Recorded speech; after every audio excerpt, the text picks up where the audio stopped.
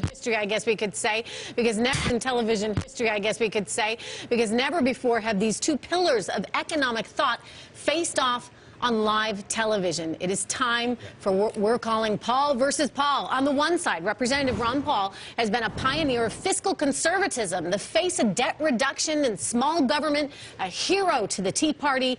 And far on the other side of the spectrum, our guest host, Professor Paul Krugman, a spokesman for activist government, a believer in deficit spending, and this generation's voice for economic liberalism. Gentlemen, welcome. We want to get right to the core here of your disagreement. We're going to begin with Congressman Paul. Representative Paul, you know where Professor Krugman stands. What would you say is wrong, or what would you disagree with in terms of his view of government? Well, he believes in big government from what I read and hear, and I believe in very small government. I emphasize personal liberties. I don't like a managed economy, whether it's through central economic planning or monetary policy or even Congress doing it. So it's a completely different philosophy that markets are supposed to work, in a natural way. I want a natural rate of interest. I don't want the government or the Federal Reserve fixing the rate of interest. That's a price fixing, and wage and price controls never work, so pricing the cost of money doesn't work either. And this idea that somebody or some group might know what the proper amount of money should be or what the proper rate of interest should be is sort of presumptuous. I don't know where they get this knowledge, and Hayek called it the pretense of knowledge. They pretend they know, but they really don't. So when we talk about electing a president or a Congress to run the economy better, they're missing the whole point. Okay. Governments aren't supposed to run the economy. The people are supposed to run the economy. Well, what's wrong, Professor Krugman, with leaving the government out of the equation? Well, there's certain things, you can't leave the government out of monetary policy. If you try to think, we're going to just let it set itself, it doesn't happen. The government is actually always, the Federal Reserve, the central bank, is always going to be in the business of managing monetary policy. If you think that you can avoid that, you're living in the world as it was 150 years ago, right? We have an economy in which money is not just green pieces of paper with faces of dead presidents on them. Money is the result of the financial system. It includes a variety of assets. We're not even quite sure where the line between money and non-money is. It's kind of a continuum. And look, history tells us that, in fact, a completely unmanaged economy is subject to extreme volatility, subject to extreme downturns. I know there's this legend that people like, probably you, Congressman, have, that the Great Depression was somehow caused by the government, caused by the Federal Reserve, but it's not true. The reality is that was a market economy run amok, which happened repeatedly over the past couple of centuries. You do need, I'm a believer in the market economy. I'm a believer in capitalism. I want the market economy to be left as free as it can be, but there are limits. You do need the government to step in to stabilize. Depressions are a bad thing for capitalism, and it's the role of the government to make sure that they don't happen, or if they do happen, that they don't last too long. Congressman Paul, we've been talking a lot about inflation here on the set today, and it's a policy that Professor Krugman is really saying that the Fed should put forward. In other words, we need a little inflation in this economy to get things going. What do you say to that? Well, inflation is theft. You're stealing value from people who save money. So if you have a 2% or a 10%, the value of the currency is lost.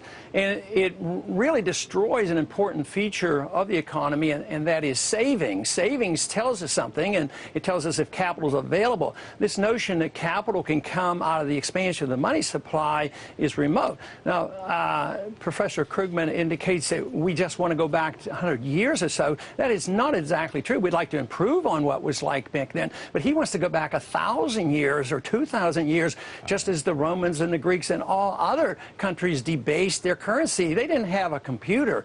This idea that we need a Federal Reserve to run things, well, or a central bank, that's just a modern era. Now Representative Paul, can you clarify, what do you mean by go back 1,000 years? Is that fair? Clarify what you mean by that. What did the Romans do to their currency? The Byzantine Empire had a gold standard for 1,000 years, and they did quite well, and they didn't fight wars. But the Roman Empire eventually destroyed their currency. They put in wage and price controls before. They diluted the metals, they inflated. They thought wealth could come by fooling the people. Who would want today, if they had 10 years to send their kid to college, would they put their money in gold coins or a treasury bill making 1 or 2%? They can't keep up with the inflation or the devaluation of the currency. There'd be nothing there. Nobody puts their money in a 10-year bond. Okay. I am not a defender of the economic policies of the Emperor Diocletian. So let's just make that clear. No, well, you are. In a way, you are. No, That's exactly what you're defending. I'm a defender of the economic policies that we followed after World War II that produced the best generation of economic growth that this country has ever experienced. We had a set of policies that provided, there was mild inflation, there was effective government regulation of the financial system so that it didn't go wild the way it did after we lifted those regulations. We had fiscal policy that stimulated the economy when it was needed. We had policies that fostered a strong middle class instead of using the worship of the supposedly ideal forces of the market to lead to plutocracy. I like the America that my parents prospered in. I think we can restore a lot of that. And there are some reasons for that. Just remember that Friedman, Bernanke apologized to Friedman because the Federal Reserve was responsible for prolonging the agony of the Depression. You have to liquidate the debt. After World War II, a lot of the debt was liquidated. But guess what else we did? The troops were coming home. 10 million people came home. Big government liberals wanted to have job programs. They weren't put into place. We cut spending by some 60%. We slashed taxes. Finally, the Depression ended. Yes, there were some things, but it was the liquidation of debt that made it available that we could go back to work again. I want to say something about Milton Friedman here, because if you actually read what he wrote in his writings for economists, as opposed to some of his slightly loose popular writings, he actually said that the Federal Reserve was responsible for the Great Depression because it didn't do enough. Friedman's complaint was that the Federal Reserve did not print enough money. Now, I know this really. When Ben Bernanke talked about the helicopter, he was taking that metaphor from Milton Friedman. That wasn't his idea. It's really telling that in the state of America right now, Milton Friedman would count as being on the far left of the debate over monetary policy. Yeah. That's something terribly wrong with the way we've gone here. The point is, the Fed either does too much or too little, and they can't do it. So they don't have a very good record. They've ruined 98% of the value of the currency since 1913.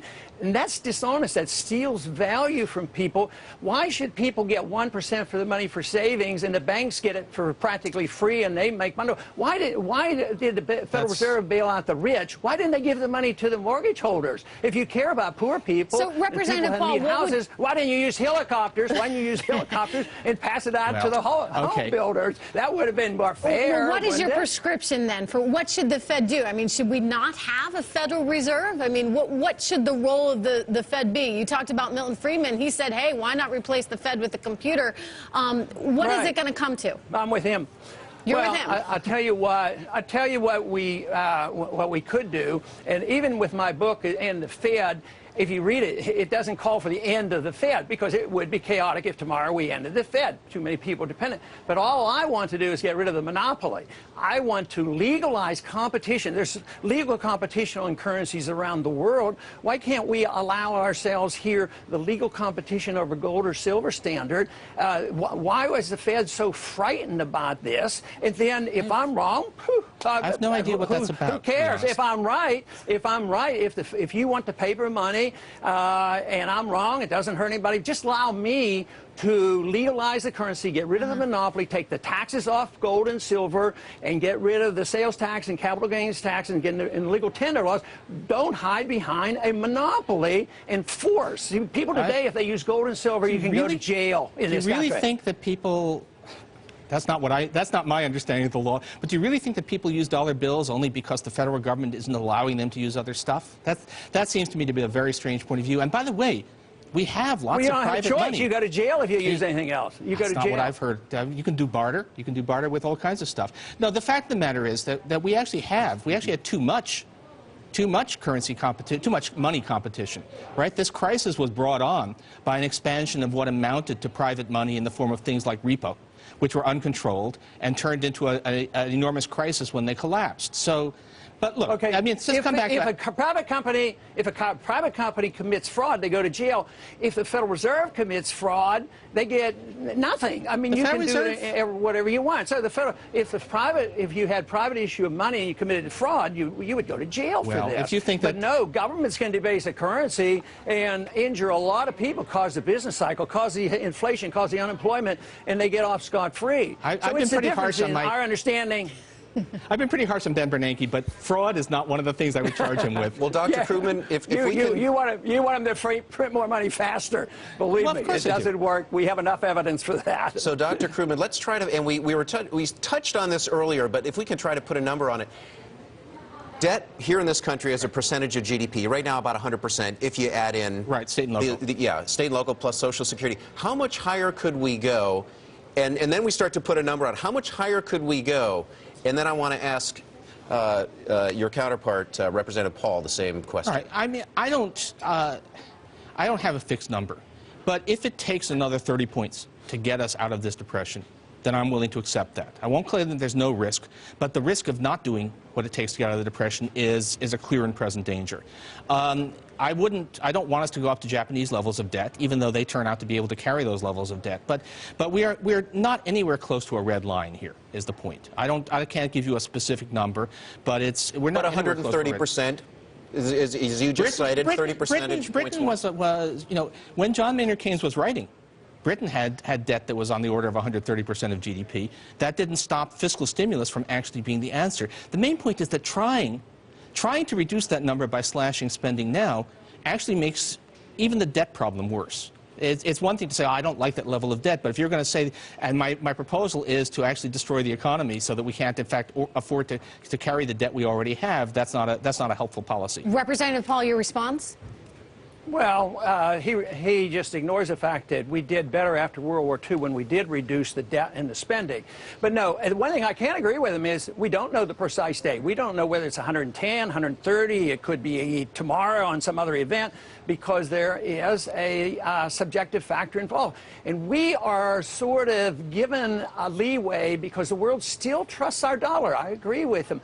But that just means it's a bigger bubble for our bonds and our dollar, so we don't know. But if this were true, America, as long as if you believe that the world will continue to take our dollars no matter what our debt is, Americans shouldn't have to work anymore because we just print all the money. But the worst part about all this is the facilitation of debt, because the Fed is the lender of a resort, not only to their friends on Wall Street and all their banker friends, but also to the politicians who get reelected by running up these debts, and the Fed always is there. They have to be there.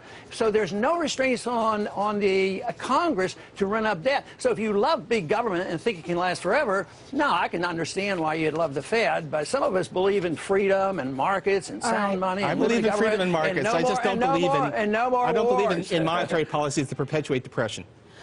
We're going to leave it there. We're going to have much more with Representative Paul, Representative Ron Paul, and also Professor Paul Krugman on the other side of this break. We also want to point out that we're going to be talking with Dallas Fed President Richard Fisher. Maybe we'll see how he handles all this criticism of the Fed. We've got the whole gang back with us in 2 minutes.